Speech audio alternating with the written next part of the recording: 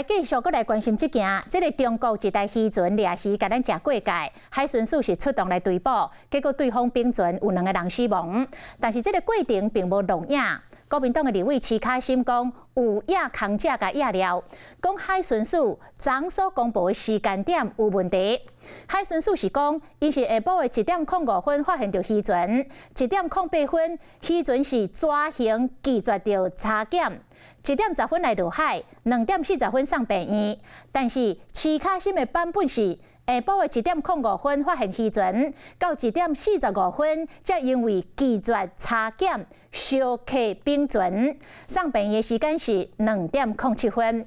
莫非这个其中有造假甲隐瞒？海委会主委管碧玲讲无可能。海巡署嘛讲，昨的记者会已经甲现场的状况讲甲真清楚，绝对无造假甲隐瞒。当时海巡第一时间写下来的报告在我的手上。国民党立委徐卡心提出检举人合约报告，讲海巡署昨的记者会讲到有关中国渔船超过界事件相关的时间，甲第一线的时间斗未慢。1点45分的时候就已经是有掉下去落海，跟昨天下午海巡长的1点10分的时候就翻覆是不一样的。依照海巡进前的资料，代志发生迄一天的下晡1点05分，发现中国渔船；下晡1点08分，中国渔船继续检查，1点10分并船船员落入海，一直到2点40分才发现失踪的船员送去病院。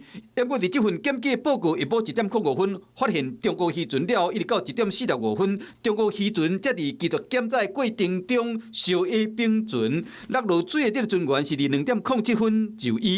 2份报告时间差半点钟。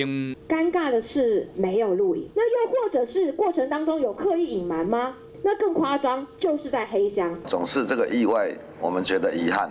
但是呢，我们海巡署在所有的大小船，都必须要有监视系统。针对这个代志关键的所在，伫执法的同时无录影所证嘛，引起质疑。海委会主委管碧玲伫面切回应讲，真相无可能隐瞒，有小 A 无影片是2件代志。海巡署伫第一时间就甲检察官报告过。我们在这边深切的要求。管碧玲，你必须下台负责。我想在野党不要每次发生一件事情就用下台我想这个变成一个习惯，并不见得是最好的事。执法的过程完全无违面，记者会甲徐卡心公布检举者的报告之间有出现消息的30分钟，针对国民党的委员种种的质疑，海巡署暂时无回应。